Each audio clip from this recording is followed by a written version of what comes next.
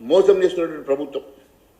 గత ప్రభుత్వం కూడా ఇదే మాదిరి రైతులు గోసపుచ్చుకుందనే ఆ ప్రభుత్వాన్ని బుద్ధి చెప్పి గద్దె దిస్తే ఈరోజు పెరంలోకి వెళ్ళి పోయిన పడ్డట్లా ఈ ప్రభుత్వం అంతకు మించి రైతాంగం మీద అరాచకాలు చేస్తున్న సంగతి కళ్ళారా చూస్తున్నాం.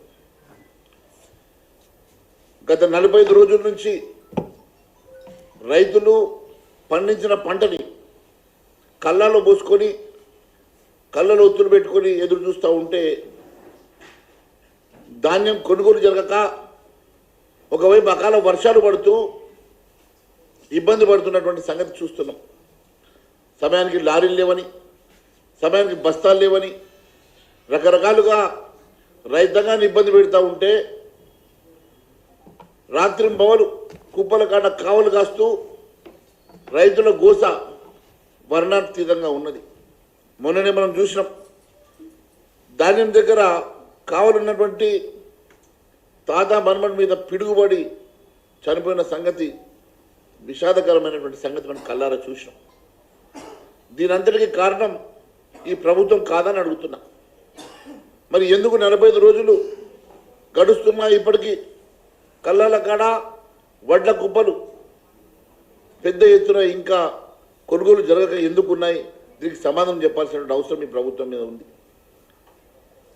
ఇంత ఎండలు కాస్తున్నటువంటి సమయంలో తేమ ఉందని, తెప్ప ఉన్నదని రకరకాలుగా రైతాంగానికి అబద్ధం చెప్పి గత ప్రభుత్వం మోసం చేసినట్టుగానే ఈ ప్రభుత్వం కూడా 40 కిలోల బస్తాకి 3 కిలోలు 4 కిలోలు అధికంగా జోక్తా ఉన్నది.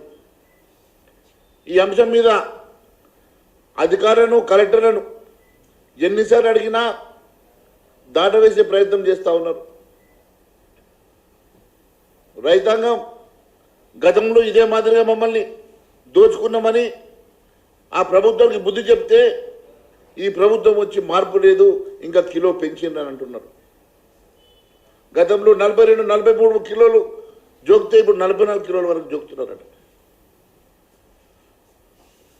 ఒకసారి కళ్ళంలో జోకిన తర్వాత మళ్ళీ రైస్ మిల్కి వెళ్తే రైస్ మిల్లోడు అక్కడ ఉన్నటువంటి లారీని అన్లోడ్ చేయకుండా మళ్ళీ దాంట్లోకి 2 కిలోలు 3 కిలోలు తగ్గిస్తున్నట్టుగా వీళ్ళకి వార్తలు వస్తున్నాయి.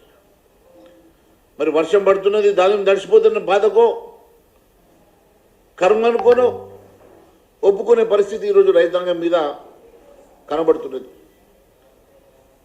ఒకసారి వేయింగ్ అయిపోయిన తర్వాత, ప్రొక్యూర్మెంట్ జరిగిన తర్వాత వెంటనే రసీదు ఇవ్వాల్సినటువంటి ఈ ప్రభుత్వం రైస్ మిల్లర్లకు పోయిన తర్వాత మళ్ళీ రైస్ మిల్లర్లు ఫోన్ చేసి రైతులకు ఫోన్ చేసి రైస్ మిల్లర్లు ధాన్యాన్ని మేము కట్ చేస్తున్నామని చెప్పడం వెనుక ఆంతర్యం ఏమున్నది, దీని వెనుక ఉన్నటువంటి మాఫియా ఎవరు, మాఫియా నడిపిస్తున్నది ఎవరు అని అడుగుతున్నా.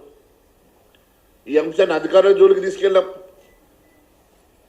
అధికారులు నిమ్మకు నీరెట్టినట్టుగానే ఉన్నారు.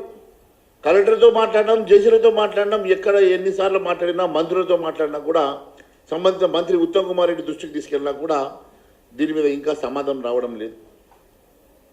నేను ఒకటే అడుగుతా ఉన్నా, ఈ రైతాంగాన్ని అన్ని రకాలుగా మోసం చేసి బోనస్ పేరు మీద మాట ఇచ్చి అది బోగస్ అని చెప్పి ఈ ప్రభుత్వం బోగస్ ప్రభుత్వంగా మారింది. 500 రూపాయలు బోనస్ ఇస్తామని నిన్న మొన్నటి వరకు చెప్పి నిన్న ఎన్నికల పోలింగ్ కాగానే సన్న బియ్యానికి మాత్రమే బోనస్ ఇస్తామని చెప్పి ఈ బోగస్ మాటలు మాట్లాడుతున్నటువంటి ముఖ్యమంత్రి గారు, ఈ ప్రభుత్వమే బోగస్ ప్రభుత్వంగా మారిపోయింది. మొన్నటి వరకు రైతు బంధు, గత ప్రభుత్వం ఇవ్వాల్సినటువంటి రైతు బంధు ఇప్పటి వరకు ఇవ్వలే, మధ్యలో ఆగిపోయింది. పాత పద్ధతిలో 12,000 రూపాయలు కూడా కేవలం 5 ఎకరాల వరకు కొంతమంది రైతులకు ఇచ్చి ఎలక్షన్ కోడ్ పేరు మీద ఆపారు కదా, అది ఇప్పటి వరకు ఇవ్వలేదు. మరి ఇప్పుడు మళ్ళీ కాలం వస్తున్నది, రైతు పెట్టుబడులు అవసరం ఉన్నటువంటి సమయం ఇదే.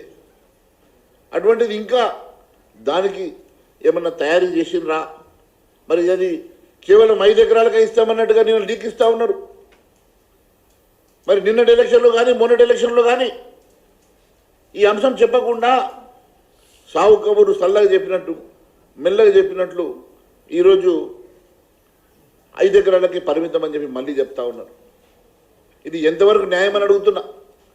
మరి నిన్న ఎన్నికల్లో ఎందుకో చెప్పకపోతేవి, మొన్నటి ఎన్నికల్లో చెప్పకపోతేవి, ఈరోజు మళ్ళీ ఎన్నికలు జరిపోయి పోలింగ్ అయిపోయిన తర్వాత చిట్ చాట్ పేరు మీద లీకులు ఇస్తా ఉన్నాం 5 ఎకరాలకి అని.